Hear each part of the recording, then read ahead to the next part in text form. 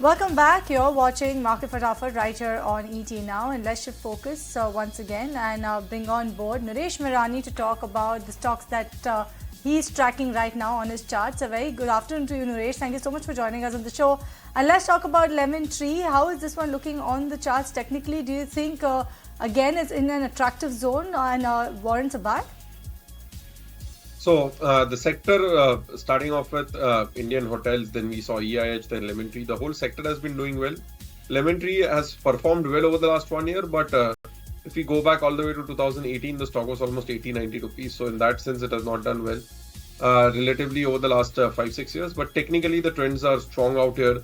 We've seen a fresh breakout today into new 52-week highs and all-time highs. Expecting this to continue towards 160, 170 in the short term. Stop loss to be kept at 133. Okay, let's move on and talk about Cipla then. That reported its numbers. A good set of numbers came in from Q3 from Cipla, and today the stock is among the top F&O gainers as well, trading with gains of 7% as of now. Now, the strong US and domestic growth is what the company saw.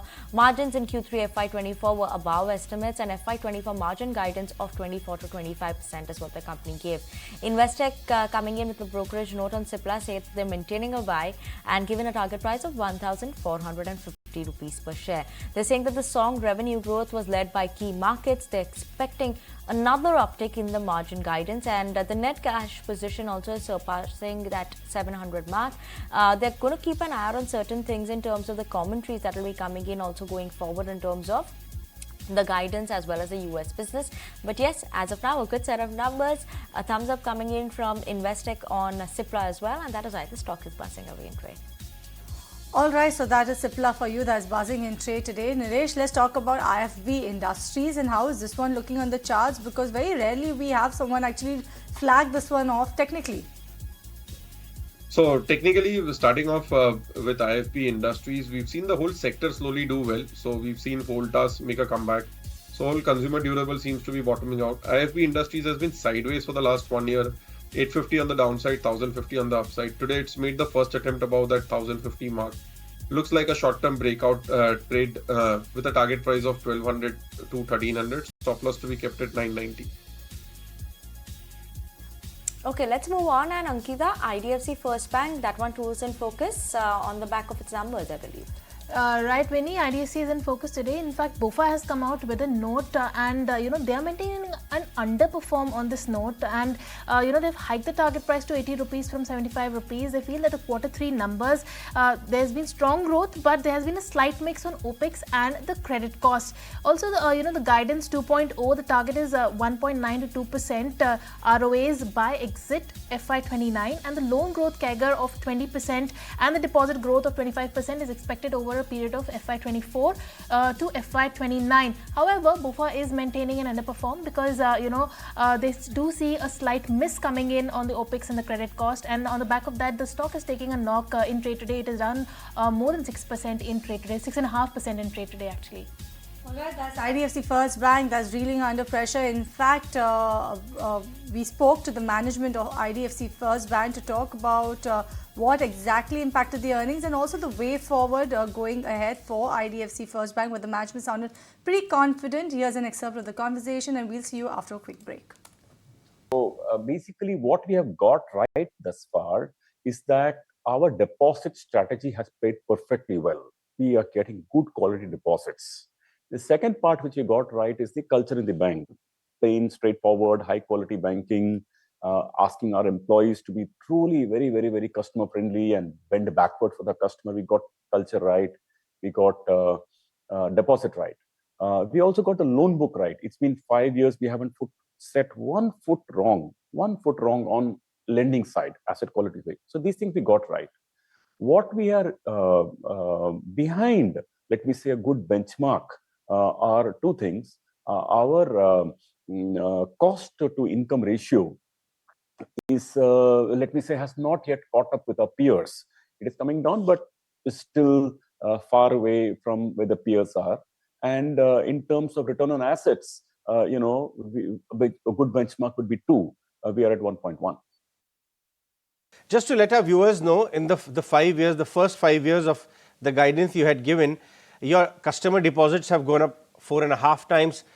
Almost growth in branches. Everybody is talking about branches within your peers as well, almost 4.5 times, almost 2 times, 2x is the growth in loan assets, 5x improvement in CASA, almost 3 times improvement in your pre-provisioning profits as well. Next 5 years, FY29, you gave a bit of a hint that the sole agenda of the bank would be to improve profitability. Mr. Vaidyanathan, talk to us about the levers you're aiming at pressing and what is the scope of improvement in profitability hence. See, the levers are easy to understand actually. For the first 5 years, we set up the infrastructure, the capability to originate this kind of deposits. For a bank, deposits is the most important thing because it's low cost, it's the source of funds. Now that machinery is set. Now we believe that it is good enough for originating about 50,000 crores a year, and therefore, when we look ahead 4 or 5 years from now, there are few things that will come in our favor. We will pay off definitely all the high cost liabilities that would improve our profits. Some businesses like credit cards will become profitable. That should add to our profit meaningfully. 50 years from now, it will be like solidly in profits. Then the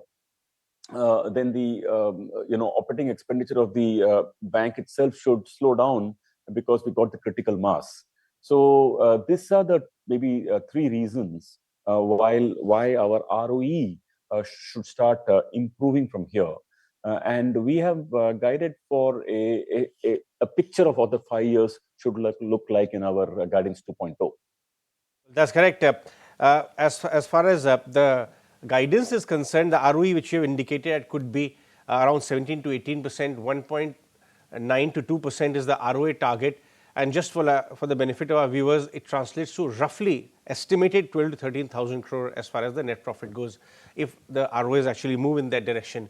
Before I let you go, Mr. Vaidyanathan, a quick word on the environment also. We spoke about near term here and now of your numbers. We spoke about what you're directionally looking at from here on. But I'd like your opinion on the lending environment as well.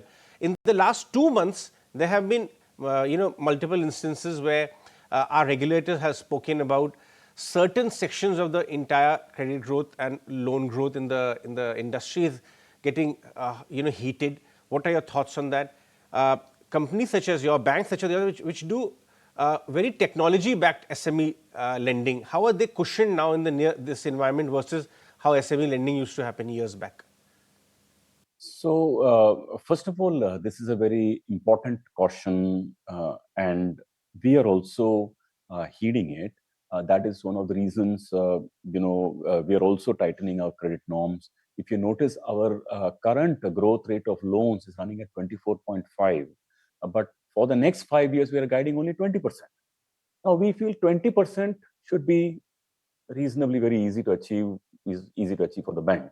But that's what we are putting. So that's how we look at the context. Overall, Indian economy is looking good. People income is rising. Growth rate is growing at 7% plus. Real incomes are increasing.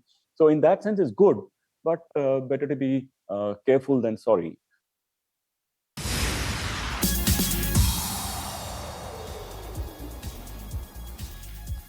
Welcome back, and you're watching Market Fatafat on ET now. And Nooresh, for the next stock, Power Grid, what are the charts indicating for this one?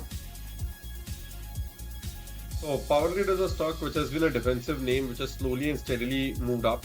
The stock today actually went and made a new all-time high.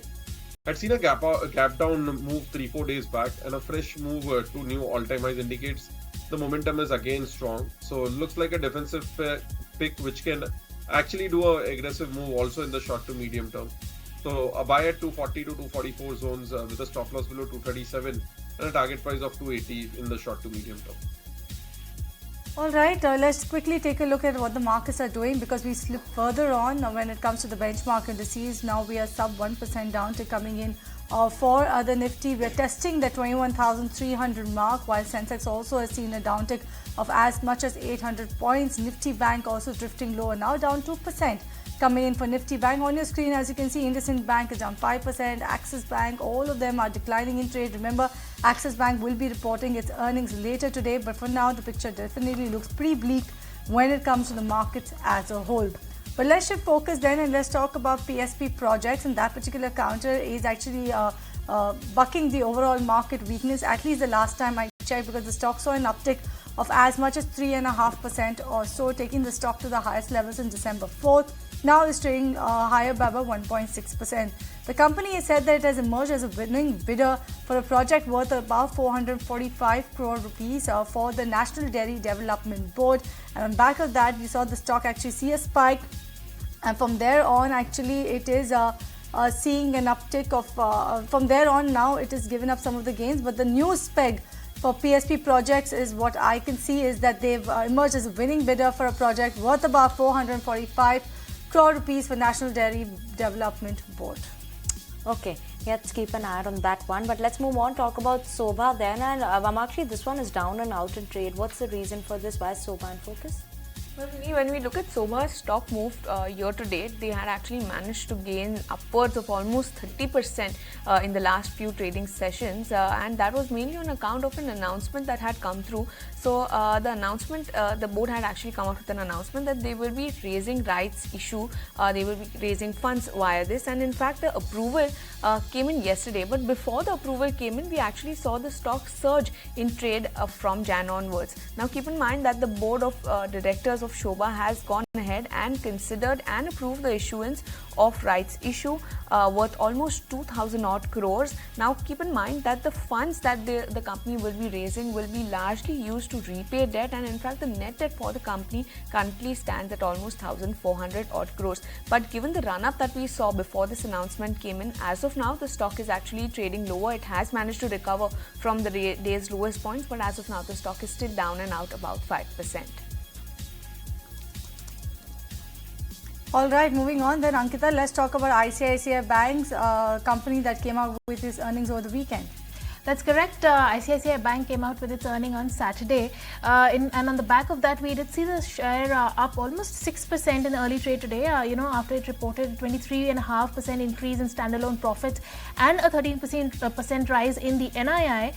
Also, the couple of brokerage notes that have expressed their bullishness on the bank, pegging the target price between 1,119 and 1,350 rupees per share. And let's have a look at a couple of them. Jefferies is maintaining a buy with a target price of 1,250 rupees. If you see the healthy growth in loans and NIMs, they feel are a bit down as they had already guided, but retail asset quality is normalizing. Corporate book is still improving.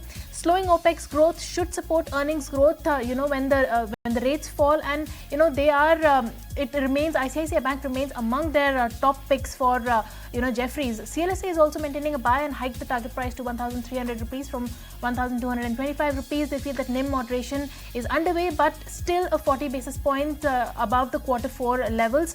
Loan growth remains healthy. Some calibration is, in unsecured loans, but not much coming in there. Asset quality is healthy, 17% average ROE over the medium term. It also remains a top pick for CLSA. And on the back of that, we see ICICI Bank in focus. It was up 6% in the morning, but currently it is trading over 1.5% in trade.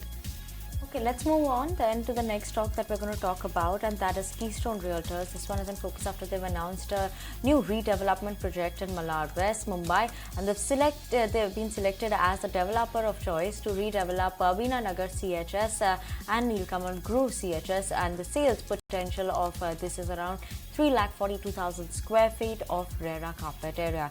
The expected gross development value is at around 1,200 crores, and the project is expected to be launched in the next calendar year. With these additions now added, they've added 8 new projects in the current financial year, with a total gross development value that they will be making of around 7,000 crores. So yes, keeping an eye out on Keystone. Given up its morning gains, but yes, down almost 1.6%. All right, a lot of earnings actually hitting your screen. As you can see right now, you have REC numbers coming in, and if you look at the profit, NII has seen an uptick of about 18% when you compare it on a year-on-year basis. The profit is coming at around 3,269 crore rupees. That's an uptick of about 14% or so when it comes to the numbers for REC, and the stock actually not taking it too kindly. 5% downtick coming in for REC. We'll actually give Vamakshi some time to actually take a look at what REC earnings are. But for now, Vamakshi, paper stocks? Well, yes, paper stocks in focus. We have an announcement that actually came through over the weekend where domestic paper and paperboard manufacturers demanded a hike on the import duty to almost 25% on paper products and the imposition of a quality control order in the upcoming budget. And this was done in order to discourage cheap inward shipments.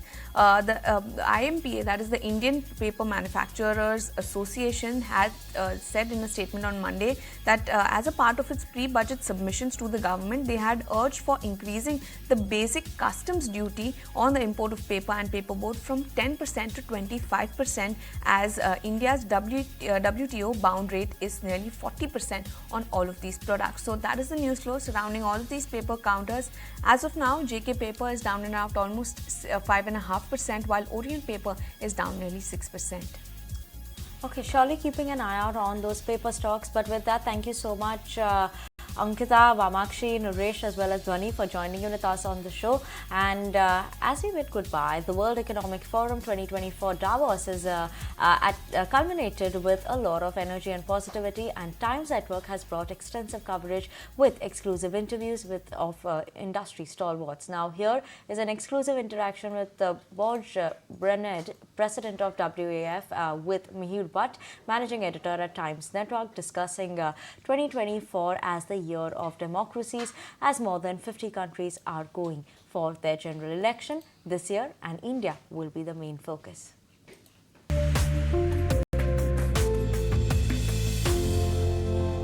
This year, in fact, is actually the year of democracies, with more than 50 countries actually going into elections, general elections, and some of the largest parts of the world are actually going to vote for their leader. Obviously, the rhetoric is going to increase. We'll see it in US, we'll see it in India, and in a host of other countries. Even, in fact, in our neighborhood, there are so many countries. Are you concerned about that? Because that sort of creates a sort of challenge or visibility issue for the global growth. Yeah, now that's true. I think in the US it has already been going on for a few Exactly. years. But we might see this also in India now in the run-up to the elections, because it's so much at stake. I would say Russia is also going into elections. I don't think there's that much suspense there. I think we know who will be re-elected as president of Russia. But India, of course, is interesting to follow. But I think the most important thing in India is to see if the reforms will continue, economic reforms, also pivoting towards more investments in infrastructure, getting rid of red tape, good governance, and also that it continues to open up for foreign direct investments. So there's a job to do there too. Yes.